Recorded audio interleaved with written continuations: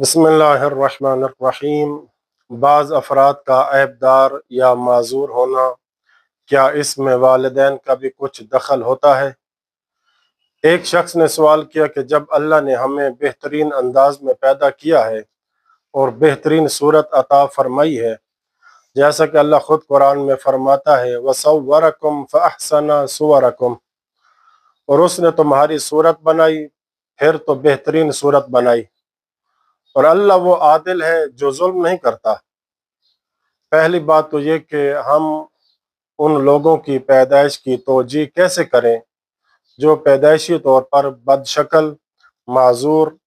کم عقل، ناقص، بیمار، ذہنی طور پر پسماندہ اور جسمانی طور پر معذور ہوتے ہیں۔ دوسری بات یہ کہ اس بچے کا کیا قصور ہے جو اندھا، بہرا، گنگا، معذور یا ذہنی طور پر کمزور ہوتا ہے؟ کیا یہ بات اللہ کے عدل اور اس کی بہترین تخلیق اور صورت گری کے خلاف نہیں جاتی؟ تیسری بات یہ کہ والدین کا کیا قصور ہے کہ انہیں ایسے بچے عطا کیے جائیں، حالانکہ وہ نیک اور دیندار بھی ہو سکتے ہیں۔ چوتھی بات یہ کہ اگر یہ فرض کر لیا جائے کہ والدین گمراہ یا منحرف ہیں تو پھر ان کے بچوں کا کیا قصور؟ حالانکہ قرآن کہتا ہے وَلَا تَزِرُ وَازِرَةٌ وِزْرَ أُخْرَىٰ،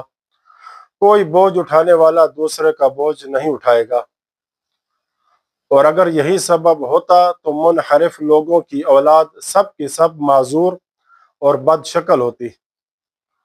پانچویں بات یہ کہ اگر کھانے پینے کی چیزیں ہی سبب ہوتی تو مغربی اور یورپی لوگوں کی اولاد جو مردار کھاتے ہیں، شراب پیتے ہیں اور گانے سنتے ہیں، سب یا اکثر معذور اور بد شکل ہوتے۔ چھٹی بات یہ کہ کیوں مردار کھانے، شراب پینے، حرام لقمہ لینے اور دیگر گناہوں اور زیادتیوں کا اثر بعض لوگوں کی نسل پر نہیں پڑتا، جبکہ یہی اثر بعض دوسرے لوگوں میں ظاہر ہو جاتا ہے؟ اور ایسا کیوں ہے کہ یہ اثر کچھ لوگوں میں ہوتا ہے اور کچھ میں نہیں؟ ساتویں بات یہ کہ ان تمام باتوں کی روشنی میں اللہ کے اس فرمان کی کیا تفسیر ہوگی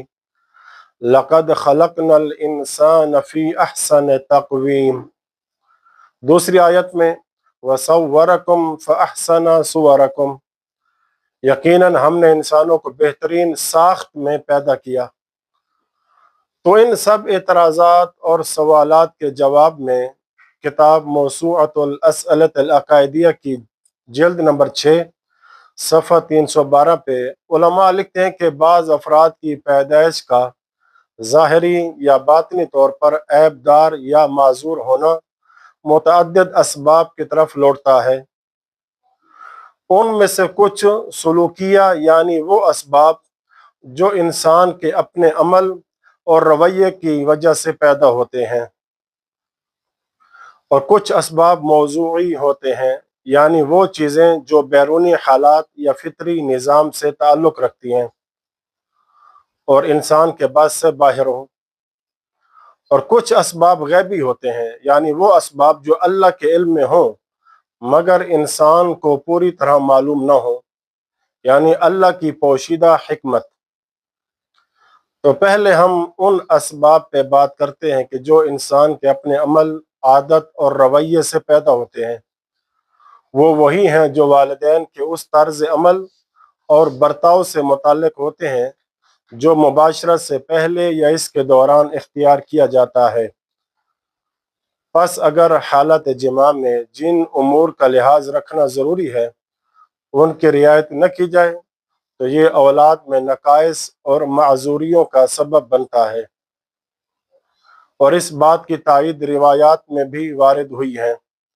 مثلا روایت میں ہے کہ حیض کی حالت میں جماع کرنا بچے میں بھینگا پن پیدا کرتا ہے، اور جو شخص اپنی بیوی سے اس حالت میں ہم بستری کرے جب وہ حیض کی حالت میں ہو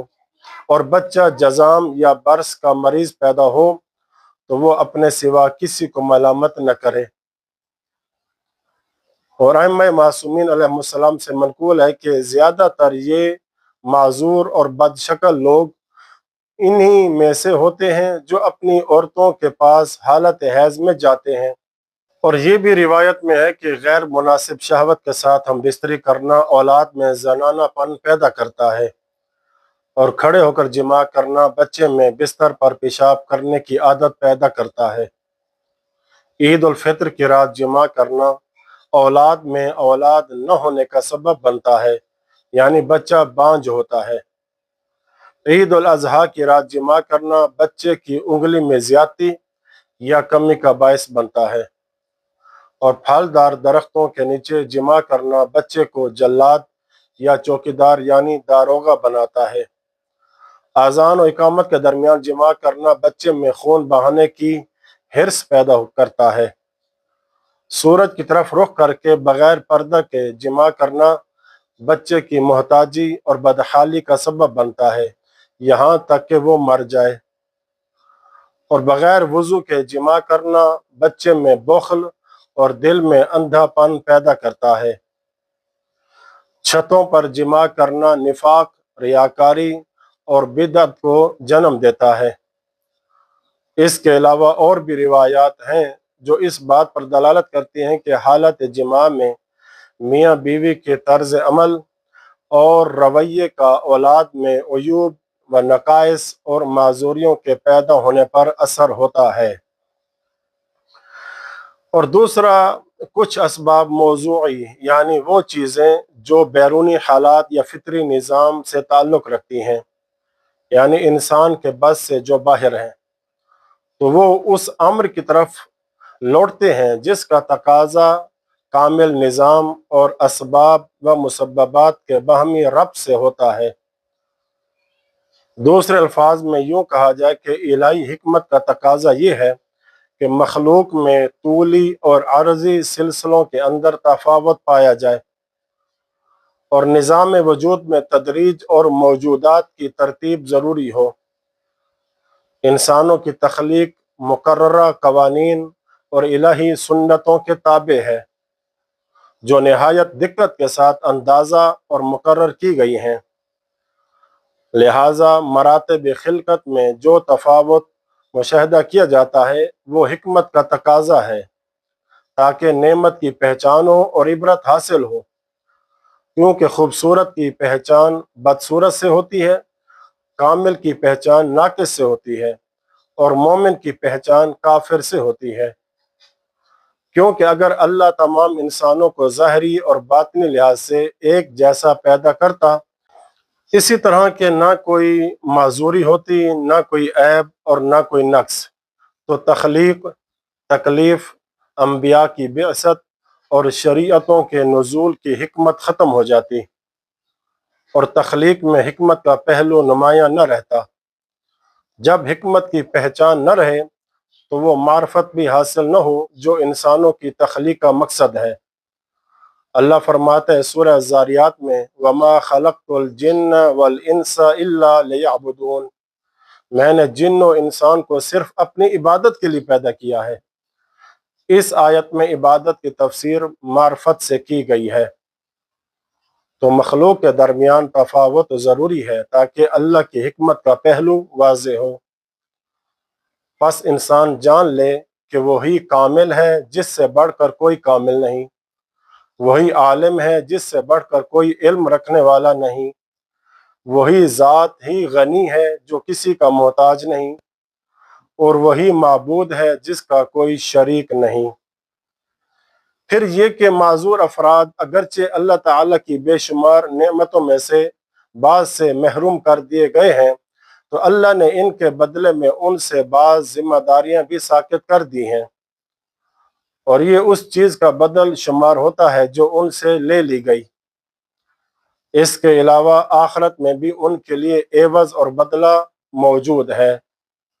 اور اگر ہم ان لوگوں کی تعداد کو باقی انسانوں کے مقابلے میں دیکھیں تو معلوم ہوگا کہ وہ کل انسانوں کے مقابلے میں 10 کے 10ویں حصے سے بھی کم ہیں۔ انہی کے ذریعے انسانوں کو عبرت حاصل ہوتی ہے تاکہ وہ اللہ کی نعمتوں پر شکر ادا کریں اور ان سے غفلت دور ہو جائے جو اللہ کے عظیم فضل اور اس کے بڑے احسانات سے پیدا ہو سکتی ہے۔ اس کے علاوہ ان قلیل افراد کے عیوب و نقائص اکثریت کے دلوں سے شفقت اور رحم کو ابھارتے ہیں اور انہیں معذوروں کی مدد پر آمادہ کرتے ہیں، جس کے نتیجے میں ان کے درمیان باہمی تعلق اور رحم دلی پیدا ہوتی ہے، اور یہ ان بنیادی امور میں سے ہے جن کا حکم اللہ کی تمام شریعتوں نے دیا ہے۔ باقی آپ کا یہ کہنا کہ ان لوگوں کا کیا قصور ہے، دیکھیے بظاہر تو ان کا کوئی قصور نہیں، لیکن یہ کامل اور ہمہ گیر نظام کی رعایت اور نظام وجود میں تدریج کا تقاضا ہے، اور یہی عین حکمت ہے، اور یہ اللہ کے عدل کے منافی نہیں ہے۔ بلکہ اگر ہم یہ تصور کریں کہ دنیا ان تضادات اور عیوب سے خالی ہو، حالانکہ یہ دنیا آزمائش کی جگہ ہے اور اللہ کے نزدیک اس کی حقیقت و حیثیت مچھر کے پر کے برابر بھی نہیں، تو اس صورت میں معاذ اللہ اس کی حکمت پر اعتراض کیا جا سکتا تھا۔ بس اس پر غور کیجئے، اور باقی رہے وہ اسباب جو غیبی ہیں، تو اس مقام پر ان کے بارے میں گفتگو کو اجمال کے ساتھ بیان کریں گے، کیونکہ ان کی بنیاد یعنی حقیقت تک پہنچنا مشکل ہے، اور ان کو سمجھنا باطنی امور اور اسرار کی خبروں پر وسیع آگاہی کا محتاج ہے۔ یہاں اس بات کی طرف اشارہ کیا جا سکتا ہے کہ یہ عیوب اور نقائص عالم در میں دی گئی جواب دہی سے مربوط ہو سکتے ہیں، یا مومن کی مٹی کو کافر کی مٹی کے ساتھ ملانے کے بعد طینت میں آ جانے والی آلودگی اور اختلاط سے، یا ان امور سے متعلق ہو سکتے ہیں جو سابقہ عوالم سے تعلق رکھتے ہیں اور جنہیں اللہ کے سوا کوئی نہیں جانتا۔ جہاں تک اس بات کا تعلق ہے کہ ایسے بد شکل، معذور اور عیوب نقائص والے افراد کی تخلیق اللہ کے عدل میں کیوں خلل نہیں ڈالتی، تو اس بات کو ان مثالوں سے یوں سمجھا جا سکتا ہے، وہ یہ کہ اللہ نے گندم اپنے بندوں کی مصلحت کے لیے پیدا کی، اور اس گندم میں یہ خاصیت مقدر کی کہ جب اسے قابل کاشت زمین میں ڈالا جائے اور پانی سے سیراب کیا جائے تو وہ اگائے، یعنی اللہ اسی کے لیے اسے اگاتا ہے جو ایسا کرے۔ پس اگر کوئی ظالم کسی مومن کی گندم غصب کر لے اور اسے غصب شدہ زمین میں بو دے اور غصب شدہ پانی سے سیراب کرے، تو اللہ اسے اگا دیتا ہے اس صلاحیت کے مطابق جو اس نے گندم، زمین اور پانی میں رکھی ہے۔ جبکہ اللہ مومن کی گندم کے غصب پر، اس کی زمین کے غصب پر اور اس کے پانی کے غصب پر راضی نہیں ہوتا،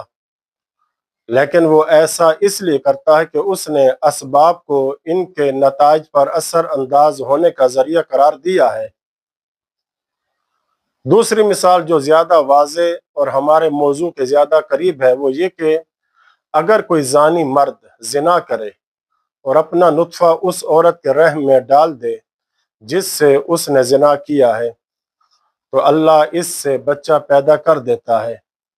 حالانکہ وہ زنا پر راضی نہیں ہوتا، نہ حرام نطفہ کو حرام رحم میں ڈالنے پر، اور نہ ہی ولد و زنا پر راضی ہوتا ہے،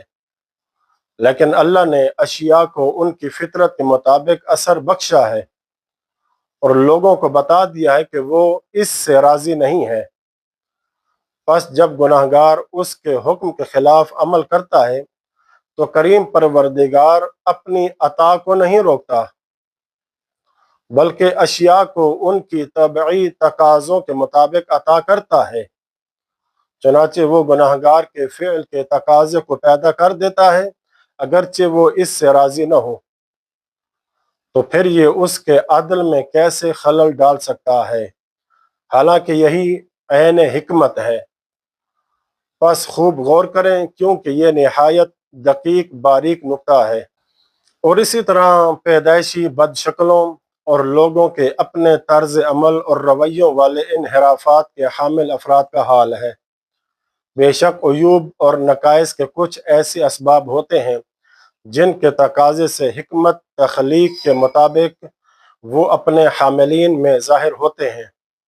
اور یہ ضروری نہیں کہ وہ تمام اسباب صرف طبعی اسباب ہی تک محدود ہوں، اور نہ ہی یہ لازم ہے کہ وہ سب کے سب ہمارے لیے ظاہر ہوں۔ اس کے باوجود یہ یقین رکھنا چاہیے کہ یہ سب کچھ حکمت کے مطابق ہی واقع ہوا ہے، بغیر اس کے کہ یہ اللہ کے عدل میں کوئی خلل ڈالے۔ پس اللہ عادل ہے اور اس کے برعکس کا تصور نہیں کیا جا سکتا۔ اللہ سے دعا ہے کہ اس عادل بادشاہ کی حکمتوں کے آگے ہم سراپا سر تسلیم خم کریں۔ آمین یا رب العالمین، وصلی اللہ علی محمد وآل بیتہ الطاہرین۔